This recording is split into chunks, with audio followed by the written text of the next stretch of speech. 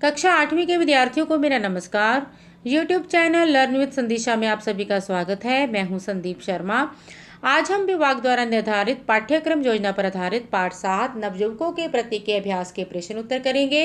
सभी बच्चे अपनी नोटबुक और पेन साथ में रख लें ताकि साथ के साथ ही आप पाठ के अभ्यास के प्रश्न उत्तर अपनी नोटबुक में लिख लें। शुरू करने से पहले मेरी आप सभी बच्चों से एक रिक्वेस्ट है कि आप इस वीडियो लेक्चर को ज़्यादा से ज़्यादा अपने क्लासमेट्स के साथ शेयर करें ताकि सभी बच्चे अपना कार्य समय पर पूरा कर सकें। तो चलिए शुरू करते हैं पाठ 7 नवयुवकों के प्रति अभ्यास के प्रश्न उत्तर। नवयुवकों के प्रति एक कविता है जो कि मैथिली शरण गुप्त जी द्वारा लिखी गई है। पहले भाग में है, नीचे गुरुमुखी और देवनागरी लिपि में दिए गए शब्दों को पढ़ें और हिंदी शब्दों को लिखने का अभ्यास करें। देखिए बच्चों, एक तरफ आपको गुरुमुखी लिपि में और दूसरी तरफ आपको देवनागरी लिपि में शब्द दिए गए हैं। आपने इन शब्दों को ध्यान से पढ़ना है और हिंदी शब्दों को लिखने का अभ्यास भी करना है। चलिए पढ़ते हैं।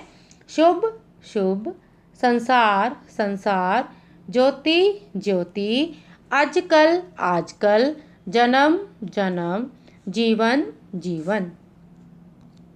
अगले भाग में है, नीचे एक ही अर्थ के लिए पंजाबी और हिंदी भाषा में शब्द दिए गए हैं। इन्हें ध्यान से पढ़ें और हिंदी शब्दों को लिखें। देखिए बच्चों, एक तरफ आपको पंजाबी भाषा में और दूसरी तरफ आपको हिंदी भाषा में शब्द दिए गए हैं। आपने इन्हें ध्यान से पढ़ना है और हिंदी शब्दों को लिखने का अभ्यास भी करना है।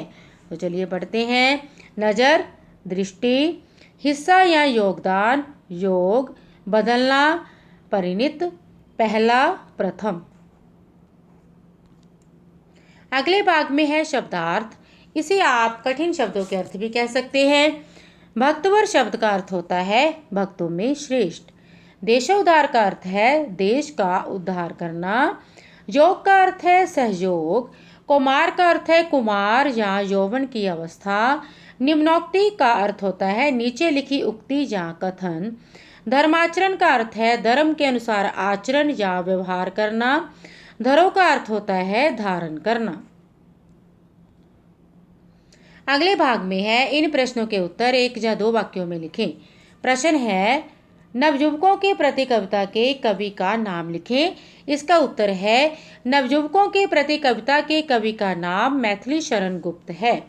अगला प्रश्न है, ये कविता किन्हें संबोधित की गई है।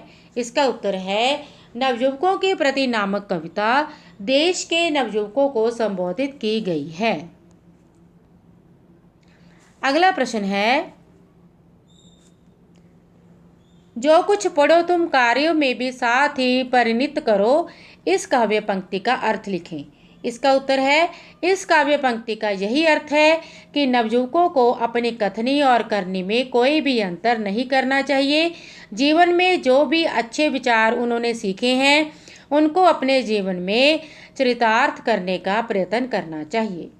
अगला प्रश्न है, नवयुवकों के सन्मुख कौन से दो पथ हैं, उन्हें किस पथ का चुनाव करना चाहिए। इसका उत्तर है, नवयुवकों के समक्ष असंयम और संयम दो पथ हैं। असंयम का मार्ग अशुभ होता है तथा संयम का मार्ग सदा शुभ तथा कल्याणकारी होता है। उन्हें सदा शुभ मार्ग पर चलना चाहिए। अगले भाग में है, इन काव्य पंक्तियों की सप्रसंग व्याख्या करें। देखिए, आप अपने पाठ्य पुस्तक में देखिए कि काव्य पंक्तियां हैं। दो पथ असंयम और संयम है, तुम्हें अब सब कहीं। पहला अशुभ है दूसरा शुभ है, इसे भूलो नहीं। पर मन प्रथम की ओर ही तुमको झुकावेगा अभी। यदि तुम ना संभलोगे अभी तो फिर ना संभलोगे कभी। देखिए बच्चों, किसी भी काव्य पंक्ति का हम जब सप्रसंग व्याख्या करते हैं तो सबसे पहले प्रसंग लिखते हैं। यहाँ पर प्रसंग लिखा हुआ है। देखिए, प्रस्तुत पद्यांश हमारी हिंदी की पाठ्य पुस्तक आओ हिंदी सीखें 8 द्वितीय भाषा में संकलित मैथिली शरण गुप्त द्वारा रचित कविता नवयुवकों के प्रति में से लिया गया है। इस पद्य में कवि देश के नवयुवकों को जागरूक कर रहा है। इसके बाद आगे व्याख्या है। व्याख्या देखिए, दो पथ असंयम और संयम है, तुम्हें अब सब कहीं। कवि कह रहा है कि जीवन यापन के लिए दो मार्ग हो सकते हैं। कवि नवयुवकों से भक्त प्रहलाद की उक्ति का उदाहरण देते हुए कहता है कि जीवन यापन के लिए दो ही मार्ग हो सकते हैं, संयम और असंयम। अतः दोनों मार्गों के परिणाम का ज्ञान सभी को होना चाहिए। पहला अशुभ है, दूसरा शुभ है, इसे भूलो नहीं।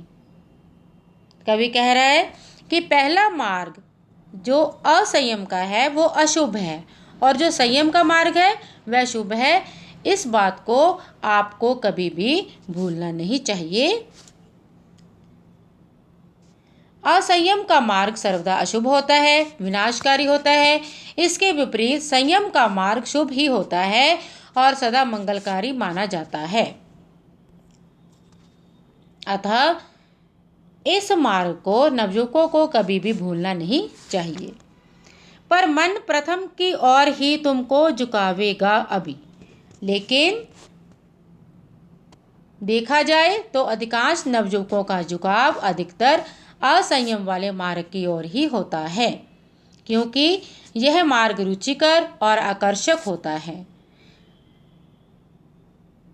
परंतु यह उनकी सर्वथा भूल होती है।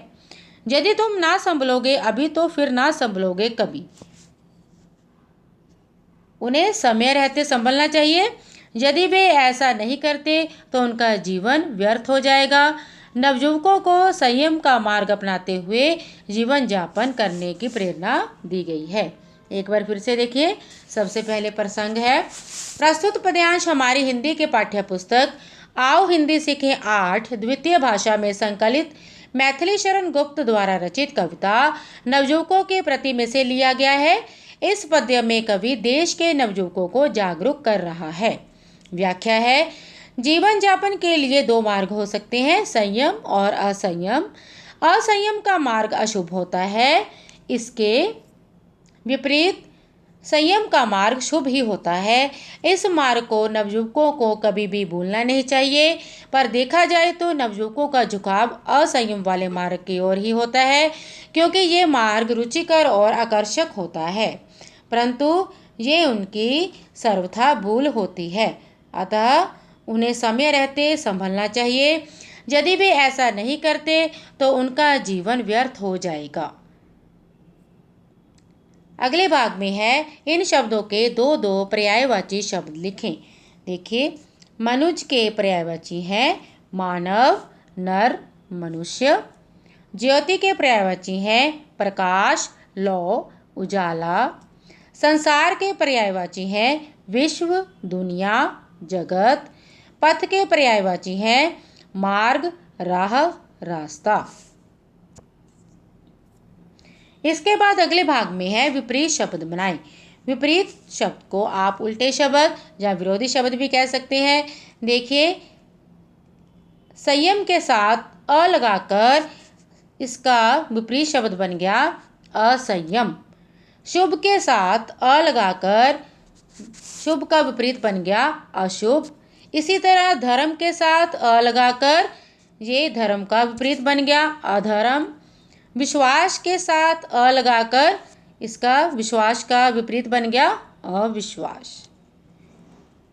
संयम का विपरीत शब्द असंयम, शुभ का अशुभ, धर्म अधर्म, विश्वास अविश्वास।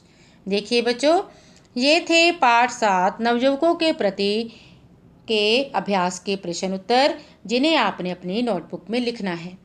ऐसे और वीडियो लेक्चर पाने के लिए मेरा ये चैनल सब्सक्राइब करें, वीडियो को लाइक करें और ज़्यादा से ज़्यादा अपने क्लासमेट्स के साथ शेयर करें, ताकि सभी बच्चे अपना कार्य समय पर पूरा कर सकें। अगर आप इस वीडियो लेक्चर की PDF चाहते हैं तो आप मेरा टेलीग्राम चैनल ज्वाइन करें, जिसका लिंक इस वीडियो लेक्चर की डिस्क्रिप्शन में है। घर में रहिए, सुरक्षित रहिए और अपना कार्य साथ के साथ करते रहिए। धन्यवाद।